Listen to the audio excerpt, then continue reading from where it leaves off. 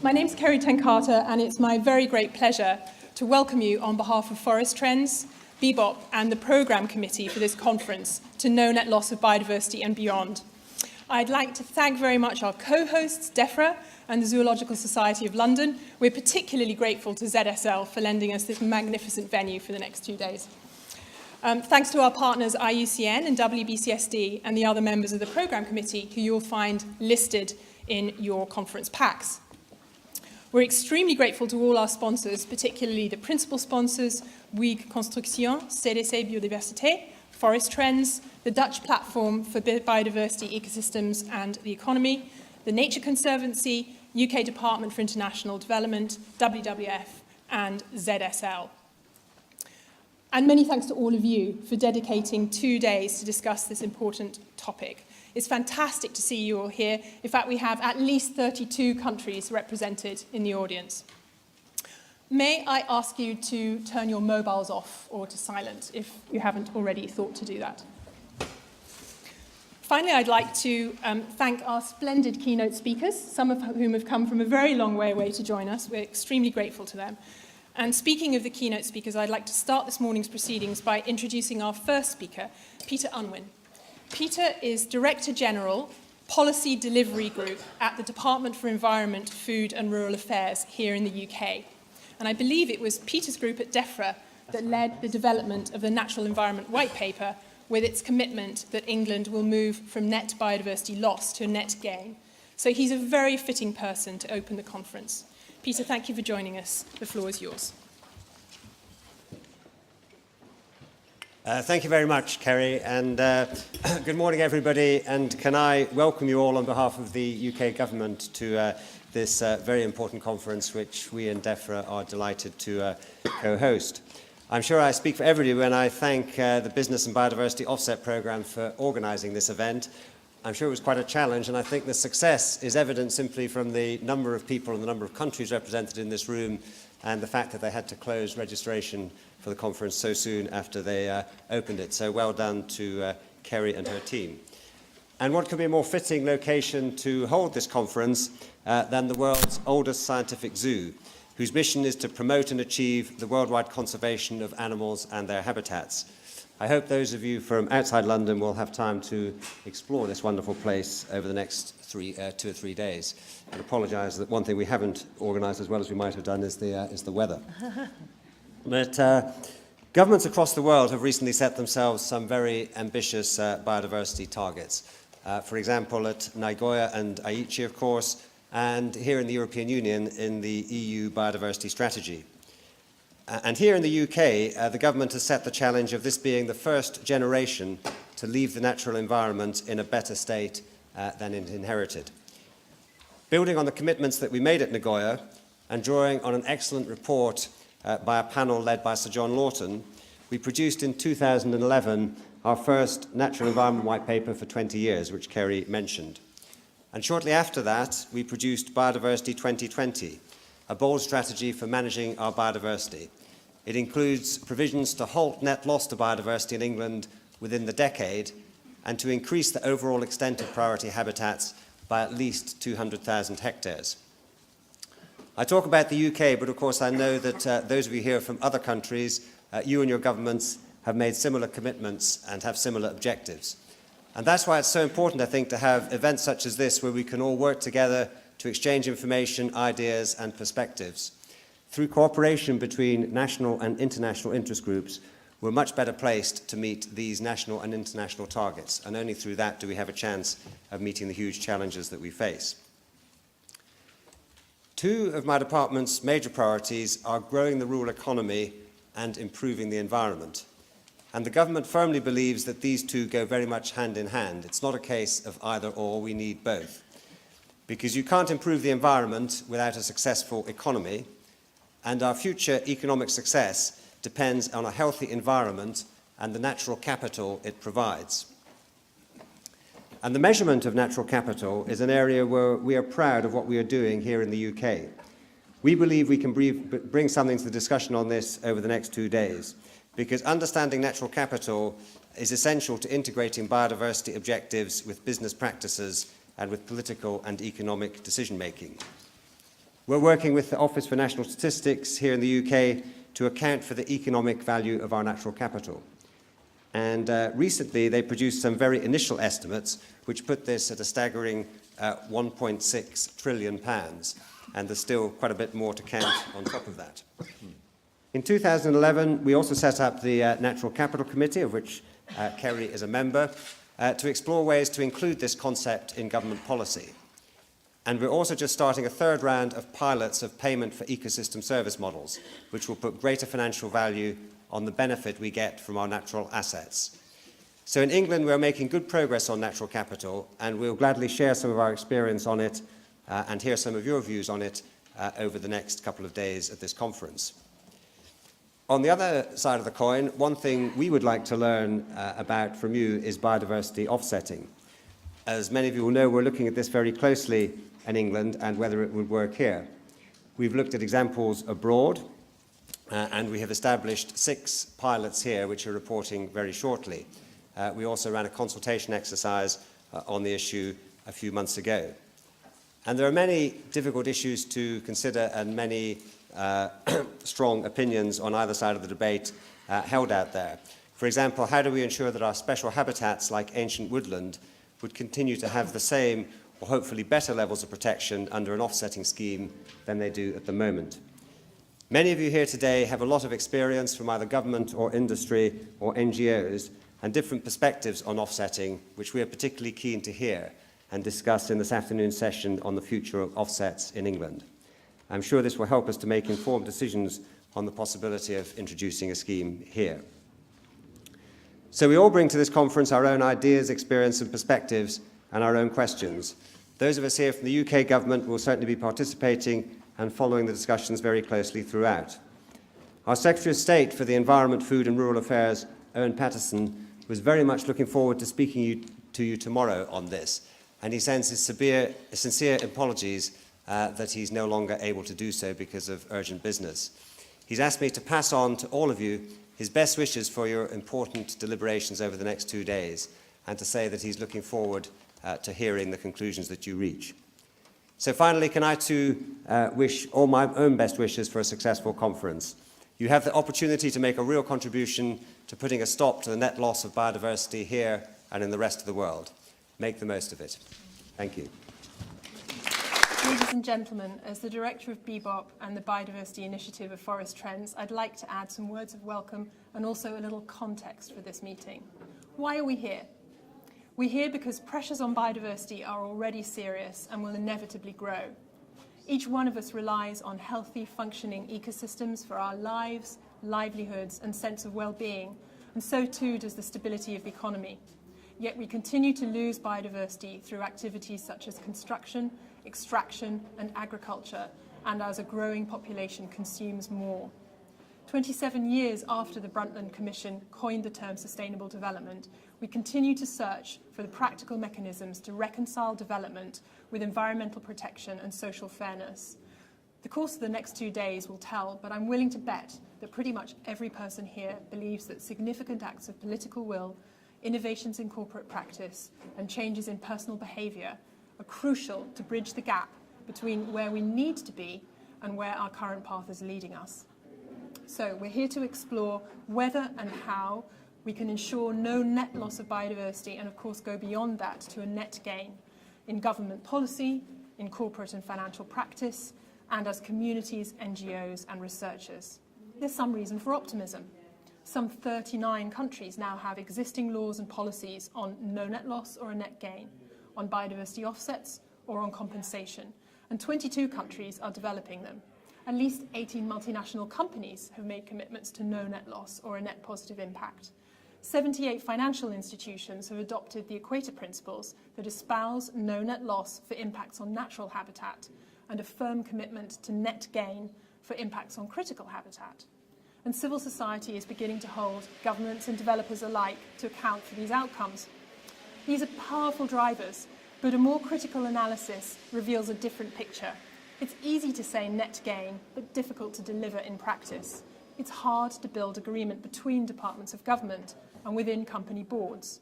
It's hard to arrange financial transactions so that the steps necessary for no net loss are followed. and it's hard to build trust within society. Where are our shining examples of independently verified, measured and reported success with no net loss? They're very few. Given our limited understanding of the effectiveness of measures to remedy impacts, humility is called for in aiming for no net loss. There's a great deal of public mistrust about tools such as biodiversity offsets. There's suspicion that offsets make it easier to permit developments that harm biodiversity, and that the concept of no net loss is a front to allow inappropriate impacts. People challenge the questionable track record of mitigation and activities that were called offsets in the past. They doubt whether no net loss is theoretically possible, and they question whether we have the political will, the knowledge, and the capacity to deliver in practice. The emphasis often remains on partial damage limitation rather than avoidance on impacts on irreplaceable biodiversity. From the business side, there's concern that the costs of improved mitigation can make no net loss projects uncompetitive, that standards can be prescriptive, and that more flexibility is needed. These are all issues that we should discuss over the coming 2 days. It's against this backdrop that my colleagues and I established BBOP 10 years ago. In fact, this conference marks BBOP's 10th birthday. BBOP is a group of NGOs, civil society and research organisations, governments, companies and financial institutions working together to explore whether and how development can be planned for no net loss outcomes. The members are exploring how to avoid, reduce and finally to offset residual harm from development, sharing experiences of good practice and testing new approaches. BBOP set out to provide proof of concept by engaging business leaders in pilot projects and working with all its members to develop the tools and guidelines needed to underpin best practice. It's become an international multi-stakeholder group and forum fostering a shared vocabulary and know-how. Over years of testing, negotiation among members and public consultation, we developed a set of core principles that are now widely agreed by all the BBOP members and also outside BBOP, and which deliberately embrace the different stakeholders' viewpoints. The BBOP principles and the subsequent standard on biodiversity offsets enable people to design and implement projects to follow the mitigation hierarchy rigorously in order to achieve no net loss and preferably a net gain. The standard allows the assessment of mitigation activities, including independent third-party verification, with a view to making outcomes not only measurable, but also transparent and trustworthy. All BBOP's resources, guidelines and case studies are freely available in the public domain. There are now some 80 members. We're trying to learn from experience around the world, both good and bad, to improve the standard and guidelines, to build capacity and to encourage dialogue and the sharing of best practice through events such as this. Is net gain achievable or an unrealistic dream? By including offsets as the last step in the mitigation hierarchy, are we creating a license to trash? Or are we doing something essential and urgent, finally taking steps to ensure proper rigour in the planning of projects and closing the loop so that loss is no longer free and it becomes more rational and cost-effective to avoid impacts at source rather than to deal with the consequences later? There are certainly risks associated with poor mitigation, failure to avoid impacts, and trying to use offsets for situations where they're simply inappropriate. But ladies and gentlemen, we have to ask ourselves, what's the alternative? What's the counterfactual? What happens if we don't make new efforts to achieve a net gain or at least no net loss? We face what I believe to be a much bigger risk, the continued loss of biodiversity at an unprecedented rate. I believe we can turn the aspiration of no net loss, and often even a net gain, into practical outcomes at a scale that makes a significant contribution to conservation targets. This could generate an order of magnitude more investment in conservation than is available at present through the public purse, delivering a better outcome for biodiversity and for communities than does the status quo, in which most impacts, frankly, are not compensated at all. It can enable local people to have new jobs delivering measurable conservation outcomes, and it can help companies identify and manage their risks. But only if the necessary standards and safeguards are in place and are trusted, and if we continue to talk and work together to build confidence and show more examples of success.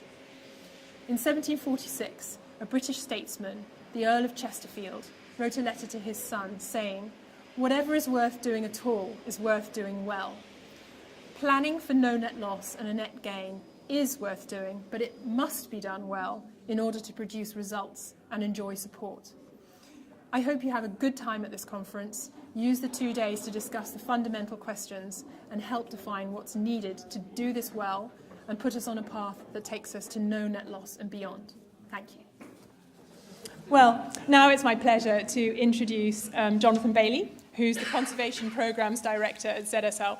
Professor Baillie is responsible for conservation projects here at ZSL, focusing on threatened species and their habitats in more than 50 countries. He has phenomenal research and conservation experience in countries as varied as Gabon, Namibia, and Mongolia, and has overseen the development of a number of the leading biodiversity indicators and co-founded ZSL's Edge of Existence programme. As well as sitting on several boards, Jonathan finds time to work on innovative financial mechanisms such as rhino bonds. And it's been marvellous working with you and your colleagues to organise this meeting. Thank you, Jonathan. We look forward to hearing from you. Thank you, Kerry. Well, good morning, everyone, and welcome to the Zoological Society of London. My name is Jonathan Baillie, and as Kerry said, I run the conservation programs all over the world for ZSL.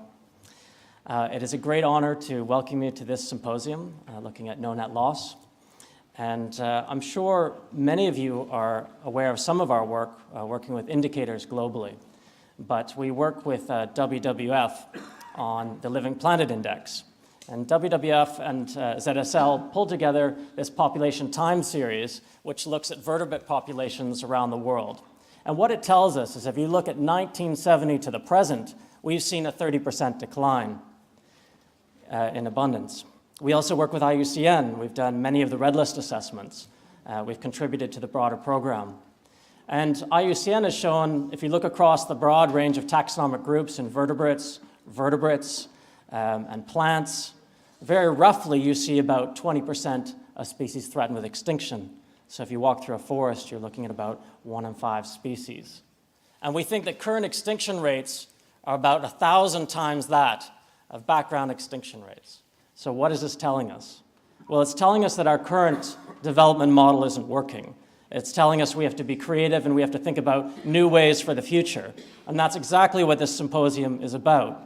It's about thinking about industry and its impacts on biodiversity and how we can develop a mitigation hierarchy to reduce that impact or actually improve the status of biodiversity.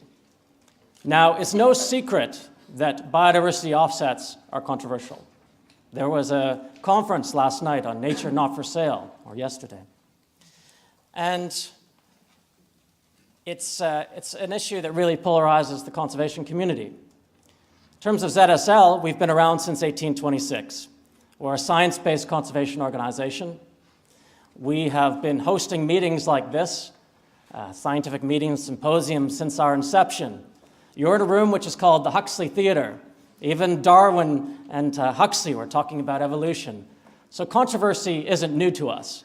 What's important to us is that everybody has an opportunity to voice their opinion, that it's heard, and ultimately we follow the scientific evidence, the evidence base. And I understand that there's going to be a number of presentations here looking at the evidence base behind some of the pilot studies of offsets, and I'm very much looking forward to seeing those.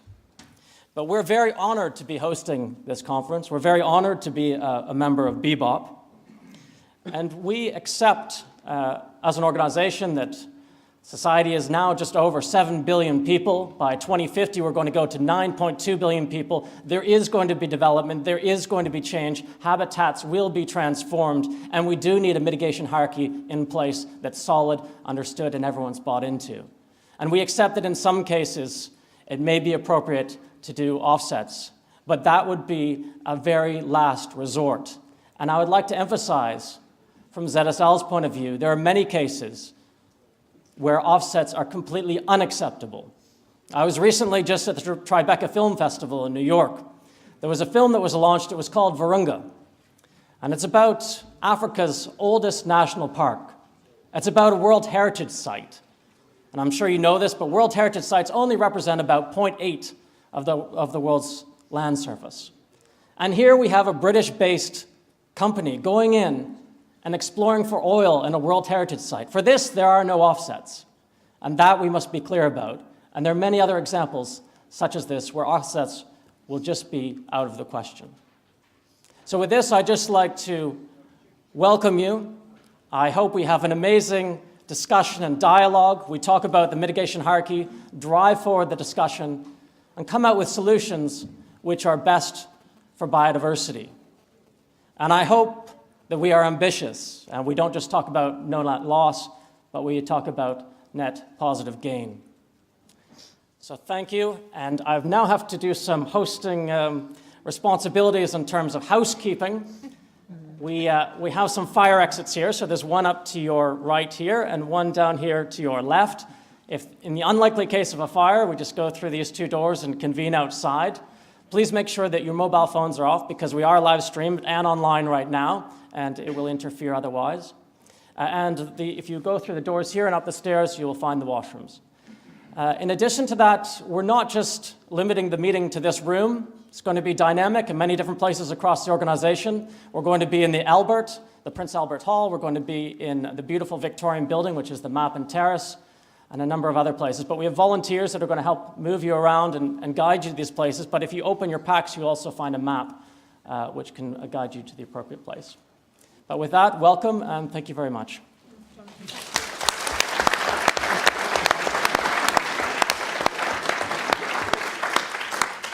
Jonathan, thanks again for having us. And you know, I was kind of hoping to hear you say at the end, to get to the Mappin, you turn right at the vultures and left and you head for the kangaroos. But people can find that from looking at their maps. Well, our next speaker, our keynote speaker, is Julia Marton-Lefèvre, Director General of IUCN, the International Union for the Conservation of Nature. Julia was formerly Rector of the University for Peace, the Executive Director of LEAD International and Executive Director of the International Council for Science. She's had a very distinguished academic career and is the holder of many awards, and still somehow finds the way to serve on many boards, combining this with her leadership role at IUCN. We're really delighted to have had an opportunity to work in partnership with IUCN preparing for this event and to have you here, Julia. Thank you very much for coming, and you're most welcome. Yeah, find some space. Good morning. First of all, I want to say I think we started on an auspiciously good note by identifying a common problem, agreeing to solve it under the table, and we did solve it. So this is already a good sign for success, I think, and that's exactly what we're about here. So thank you very much for inviting me to speak at such an important event. So before I begin, let me take the opportunity to wish BBOP, I really don't like acronyms, but that's such a nice one, BBOP a happy 10th birthday. IUCN is proud to have been one of the founding members and to have contributed to the development of the BBOP offset principles, which have gained broad acceptance by a wide variety of stakeholders. I know that there is still controversy, but let's try to solve some of those problems. Speaking about birthdays, this is the 50th anniversary of the IUCN Red List of Threatened Species, and we'll be celebrating that all over the world. And I should be wearing red today, actually. So as a global membership organization, IUCN is all too aware that activities such as mining and infrastructure development remain central to many countries' economic development and poverty reduction strategies. We know that governments, no matter how well-intentioned, face the dilemma of how to reconcile economic development imperatives with those of conservation and sustainable use of biodiversity. In a perfect world, such hard choices would not exist. Unfortunately, biodiversity, minerals, and other important commodities have the common habit of sharing the same space in a landscape. For governments, this may appear as a zero-sum game, either sacrificing development or sacrifice conservation, but forget about having them both. So fortunately, thanks to the work of several organizations, including BBOP, an alternative choice now exists in the form of biodiversity offsets. To be clear, and as has been said already, that choice still provokes controversy among many, and certainly among members in the large IUCN network. but it nevertheless holds out a possibility that allows development to work in a more synergistic manner with conservation. Such an approach is consistent with the work of the Convention on Biological Diversity, CBD, one of IUCN's strongest partners. Biodiversity offsets need to operate within a strong guiding framework.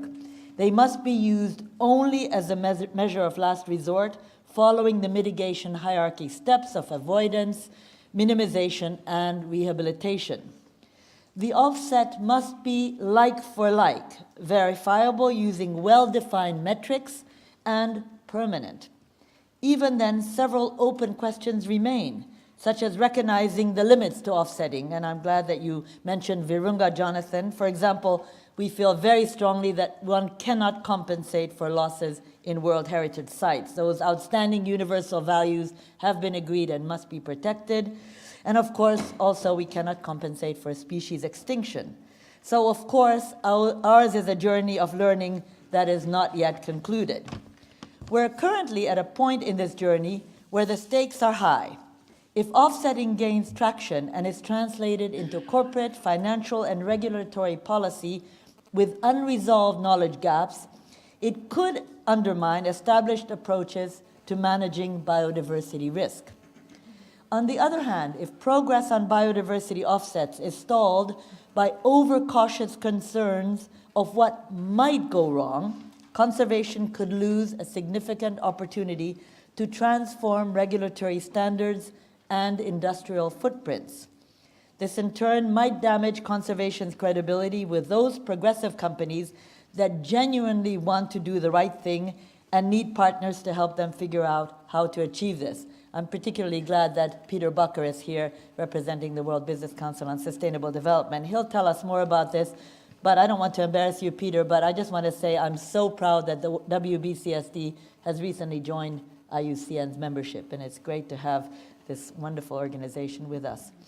So as a response to these challenges, IUCN members at our last World Conservation Congress in 2012 gave us the mandate to consider the evidence before us and to develop policy recommendations on biodiversity offsets. I remind you that we have 1,242 members, so this was a strong instruction to me as Director General. So this policy will not only act as an authoritative basis for IUCN's future positions, it will undoubtedly serve as a key reference point for how our members approach this issue.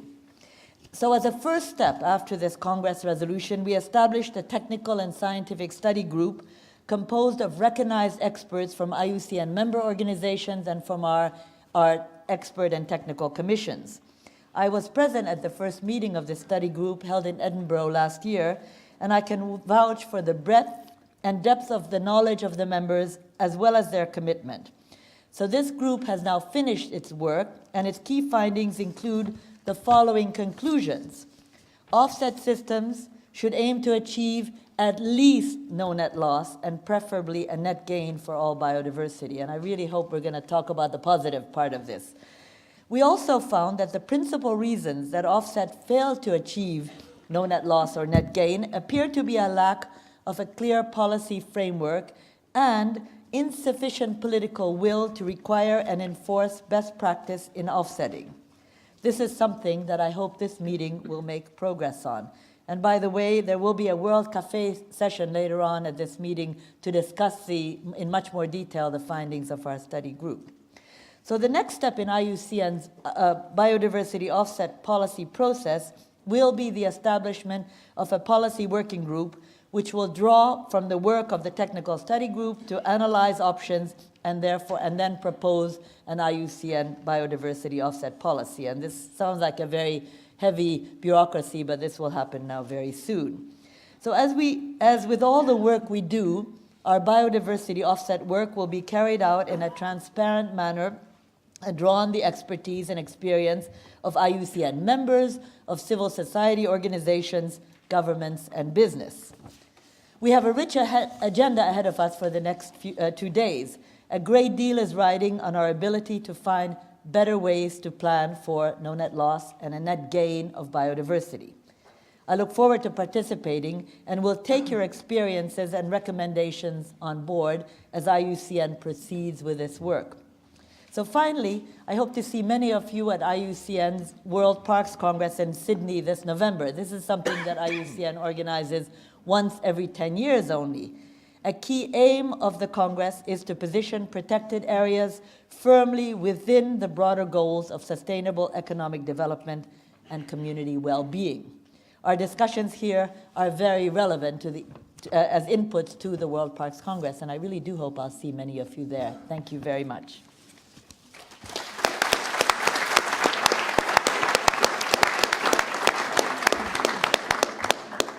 Julia, thank you very much indeed for those interesting and exciting words. And thank you for your two invitations, one to the World Cafe this evening, yes, and then to your 10-year meeting later on this year, where it sounds as though there's going to be much more discussion of this topic.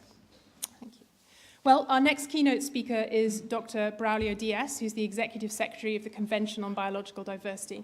Before taking up this position with the CBD, Braulio served as the National Secretary for Biodiversity and Forests at the Brazilian Ministry of the Environment.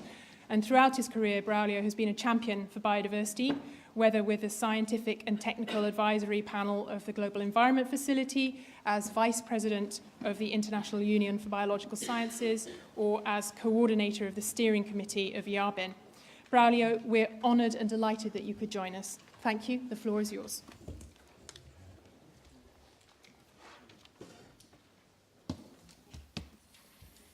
Thank you, Kerry. Thank you very much for inviting me to come to this very important meeting. Ladies and gentlemen, first of all, it's a pleasure to be here and to be able to address you for this conference. And as you know, the CBD is a major forum to promote public policies, but also to promote a better linkages with the conservation and the development divide, if we may, but of course what we're trying is to encourage much more partnership and a reduction of conflicts between development and conservation. And as was already mentioned, in 2010, we adopted the strategic plan for biodiversity for this decade, which includes 20 global biodiversity targets, which are referred to as the Aichi Biodiversity Targets. And these targets include not only the more traditional targets to promote conservation and to reduce the threats, the direct threats to biodiversity, but they also include targets to work on the underlying causes of biodiversity loss, and that's in the social and economic sectors, and also targets to enhance the promotion of the benefits to societal biodiversity. And it's very good to see that discussions following the Rio Plus 20 conference outcomes, which are taking place in New York to discuss the post-2015 development agenda and the sustainable development goals, are moving in a good direction. And we're quite pleased to see that biodiversity is being well recognized. And currently, it's in a draft proposal from the co-chairs of the Open Working Group on SDGs to have a standalone goal on ecosystems and biodiversity, but also a goal on oceans. And also biodiversity is being recognized as an important driver to reach other important goals. And I think that's quite important.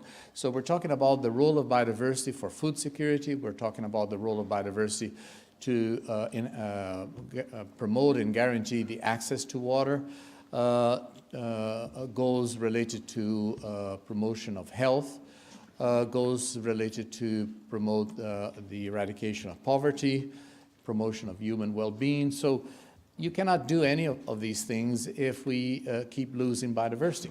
Biodiversity is an essential component to promote this.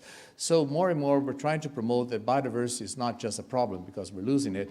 It's should be seen as part of solution to promote a real sustainable development policy. But unfortunately, as you all know, we are still losing biodiversity very fast. And unfortunately, all the drivers behind biodiversity loss are still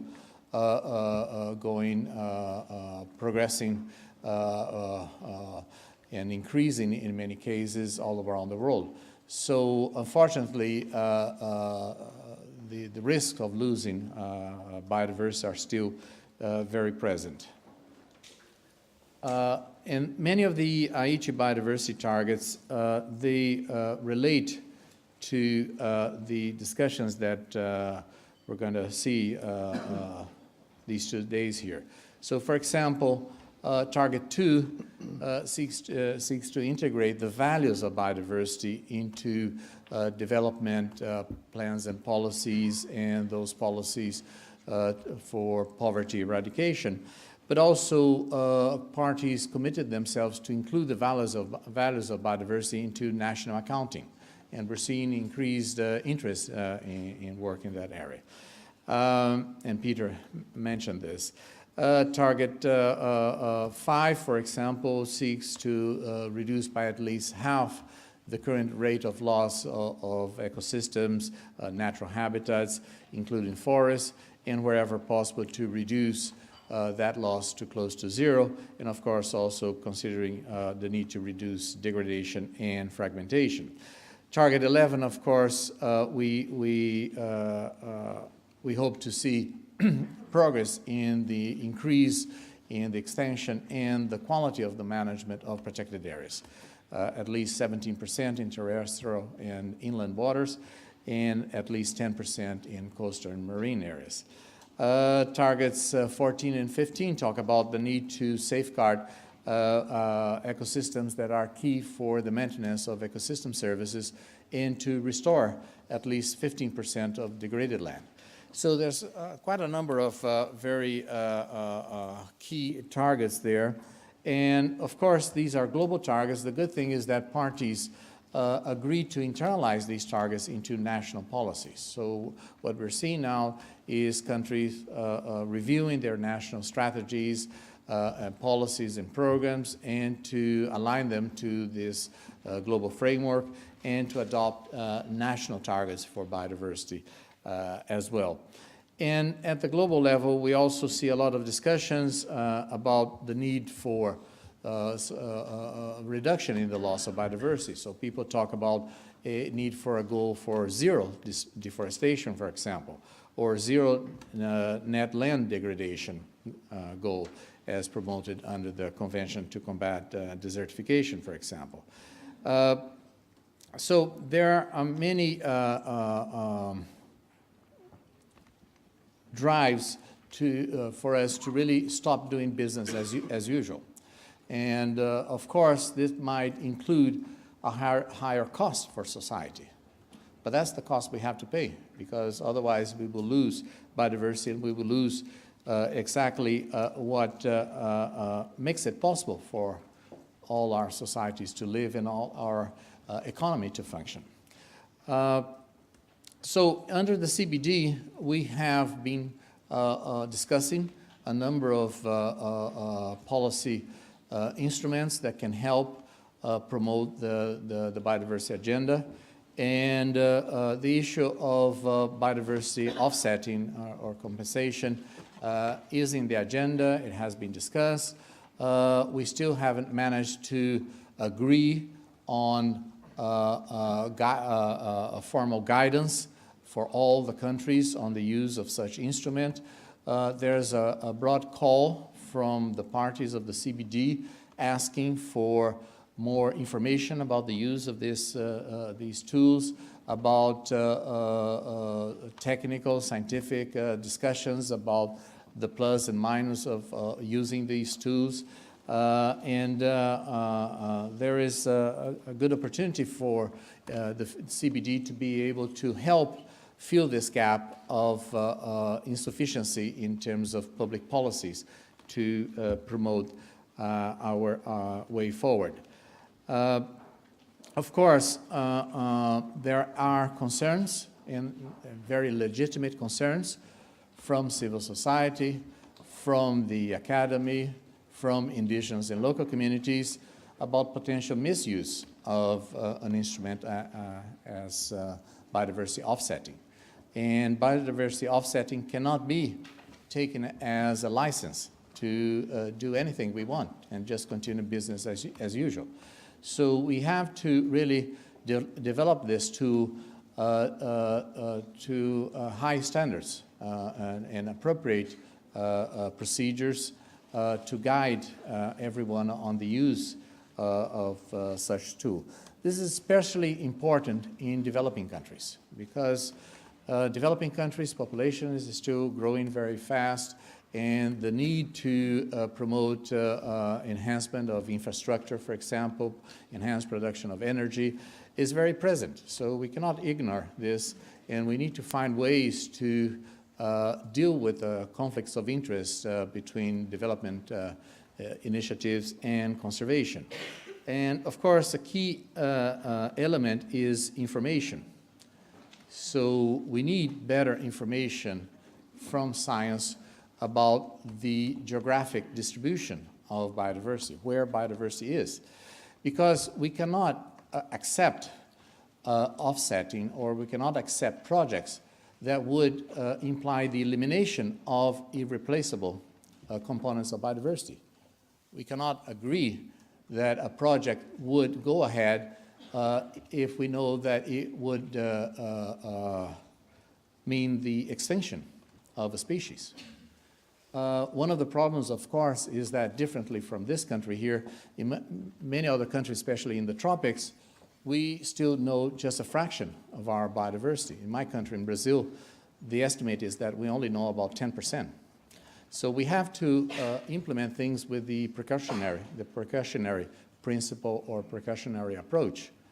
And most of the new species being discovered in the tropics, of course, they are very localized species, not species with very broad distribution. So the chances of finding species that are unique to a certain place are very big. So we have to deal with this. But making good information, the best information available, really available to everyone, so all the stakeholders to participate in a very democratic discussion about options about development and how to conciliate that with conservation needs. And of course, the problem is that in many places we haven't put in really in place a sufficient network of protected areas. So we have to go hand in hand as we promote development. We have to still also, and very importantly, promote an enhancement of conservation efforts. Then we also have the problem of the rights of indigenous and local communities. And in many parts of the world, unfortunately, their rights are still not well respected. And we have an issue of lack of clarity about land rights in many places. So that is a good ingredient for bad decisions and potentially for land grabbing consequences. So I really look forward to see good discussions from this meeting here, and certainly in the CBD we welcome receiving good advice on how best to promote the implementation of such mechanisms. And we really need to find ways to bridge the gap between conservation and development. Otherwise, just doing business as usual will not be sufficient, and we know that. So I just want to finalize to say that we agree that potentially this instrument can be used to solve situations of conflicts of interest and have a good solution. But ideally, good solutions should be win-win solutions. So it should be good for all the sides around the table. It should not be good just for one side and with bad consequences for the other. So, and of course, nature should be seen as one of these parts in such a discussion. So we need win-win solutions as much as possible. We need to make use of instruments such as this and some other ones to really bridge the gap between the conflicts that are raised between development and conservation.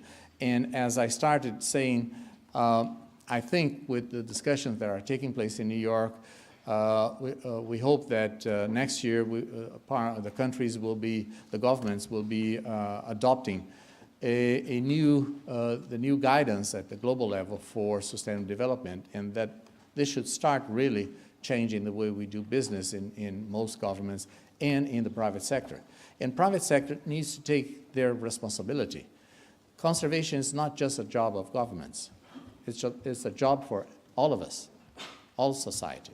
And business, as the main users of natural resources, has a key responsibility in implementing and fulfilling its role. So that's what we expect from business. We expect change in the business as usual and be more proactive towards conservation of biodiversity. And that, in the end, should help maintain the enabling environment for business to keep going. Thank you.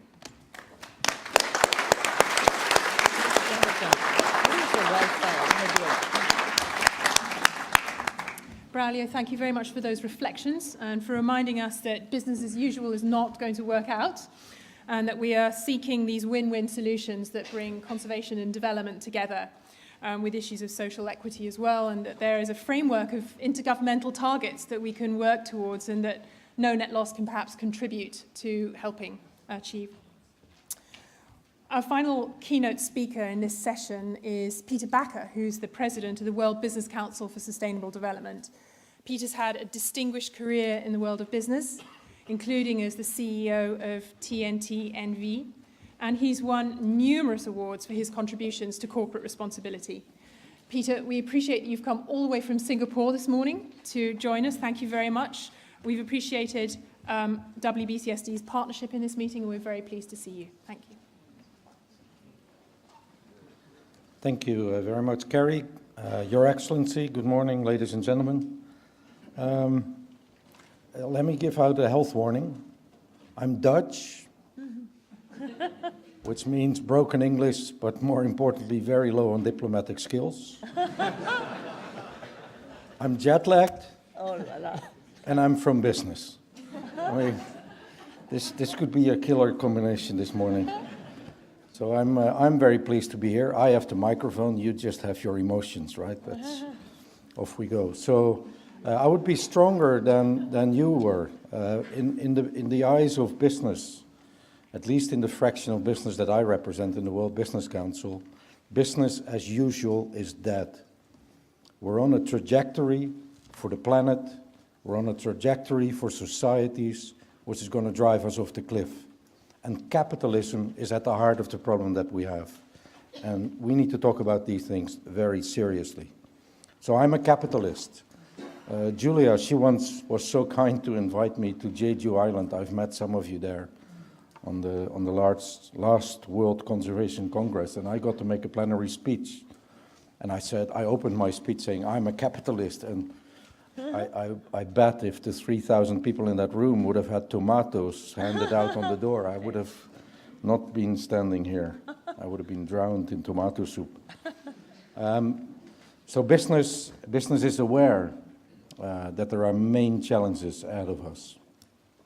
It's not that we don't know that sustainability or inequality are main threats to the society that we run.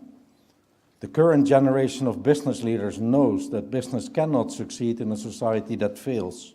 We must act. My second piece of health warning, though, is this is my number 7 conference in 7 days in 7 different countries. I've been talking to water, to food and land use, on inclusive capitalism, on cities, and today on no net loss, on biodiversity and beyond. I must admit, Kerry, you're doing wonderful work, but you need to get to your title, because no net loss on biodiversity and beyond for business means absolutely nothing. And it's not even positive, no net loss. Let's not kill anyone. Yeah, that's absolutely right. But we need to get better at making the urgency speak to people, not just the people like all of us in this room who know what you're talking about, but people outside of this room. We also must not forget that almost all these sustainability issues are interrelated. You can't talk about climate change without talking about water. You can't talk about water without talking about ecosystems and land use. You can't talk about feeding people without talking about all of the above. We need to talk about holistic solutions. So I'm very, very happy for all of you to be in this room for the next few days and talk about no net loss of biodiversity. But let's not forget to make sure that all we do links into other conversations so we get to systemic solutions.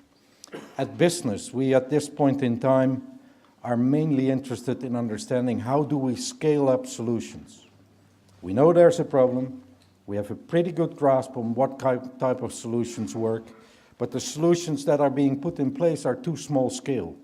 How do we scale up what we know could work? And for us, there are 3 dimensions of scale that we need to explore. The first one is innovation. We need to innovate, whether it's technology, business models, regulation, all 3 will be required to get scale to work.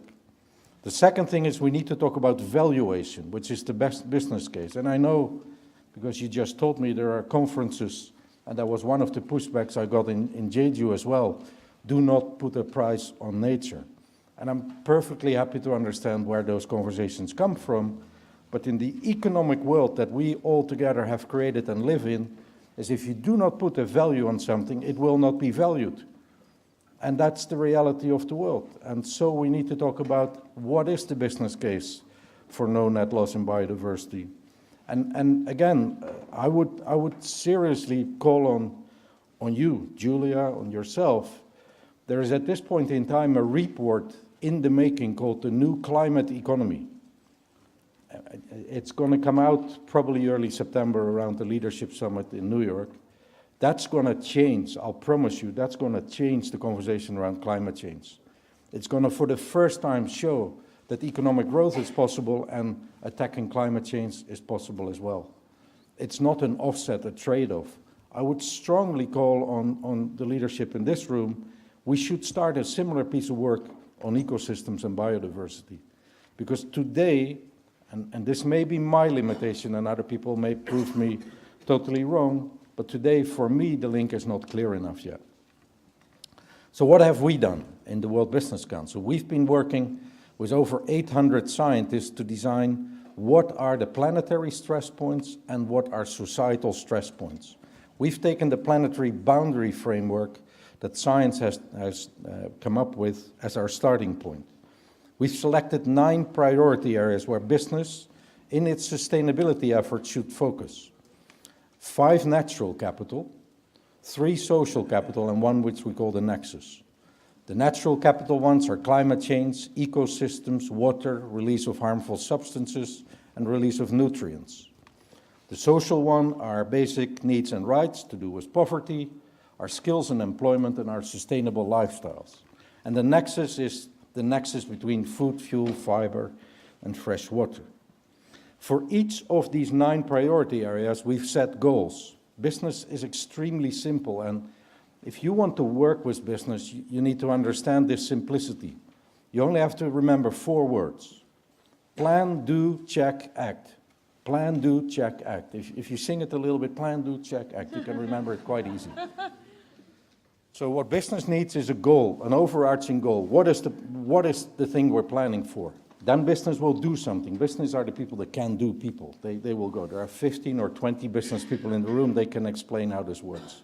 You make a budget and then they start to work. Halfway in the year, you measure whether you're on track for your budget. That's the check part. If you're not on track of the budget, you steer and you do something else. Plan, do, check, act.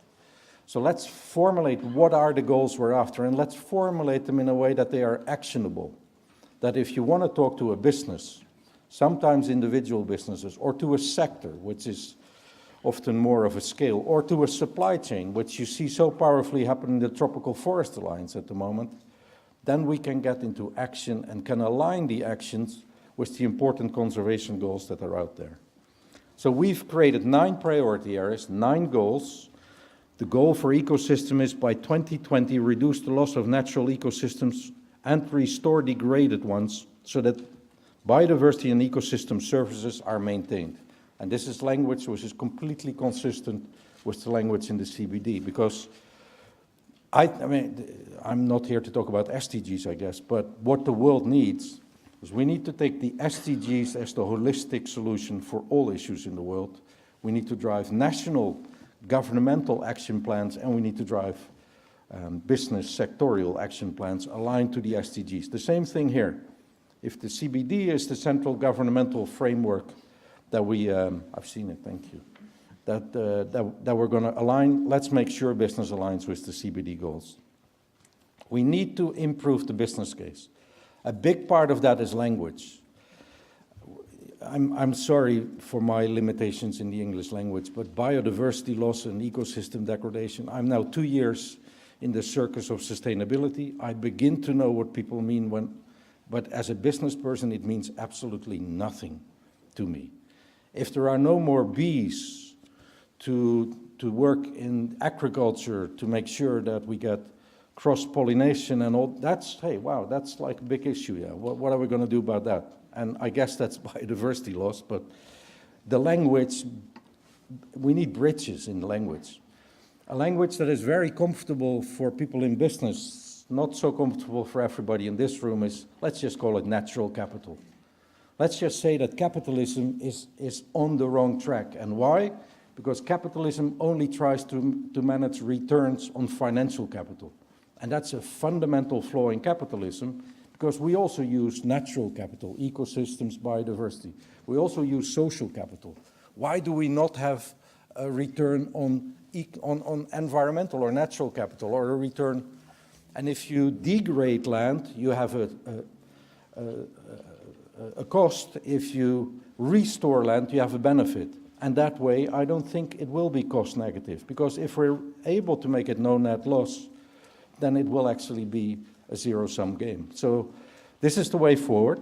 For that, we need to create standards. So the Natural Capital Coalition, also formed here in the UK, with the accounting and the amazing work that the Prince of Wales is doing in your country.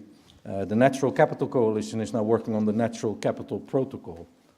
Lots of different people are coming together there and trying to create how should business measure its impact and its dependency on ecosystems.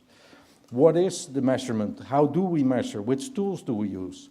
And eventually, and I want that to happen 5 years from now, but everybody tells me I'm a bit too impatient. 10 years from now, that will become the accounting rules on how business will deal with these issues.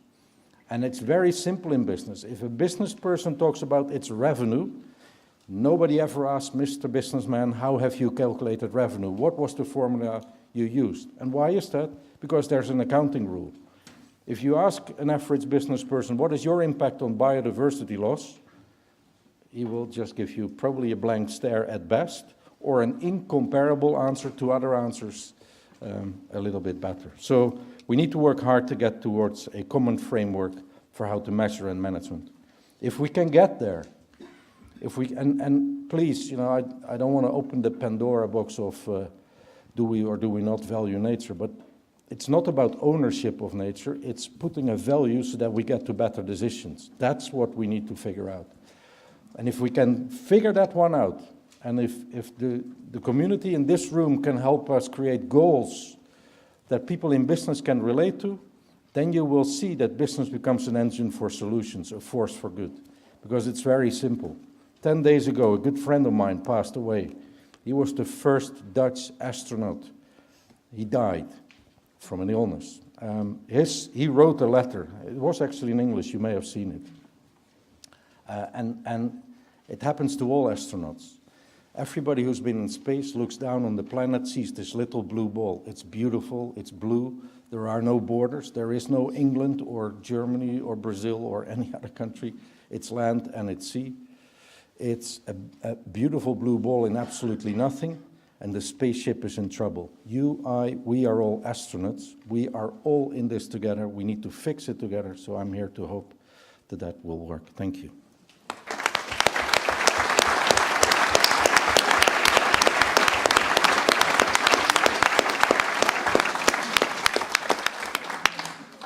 Peter, thank you very much for that call to arms and reminding us that we need to set very clear and appropriate targets that speak to business and engage them. And thank you also for challenging us on the rather wordy title of the conference. I agree that it's a bit of a mouthful, and I like very much your comments on natural capital and thinking of the broad membership of WBCSD and some clear targets. How fantastic it would be if the CEOs of a number of the WBCSD members were able to make commitments to no net loss of natural capital or biodiversity, and maybe we can craft together some specific words that speak to your members and provide a suitable rallying cry. Thank you very much indeed for your remarks. That brings this initial session to a close. What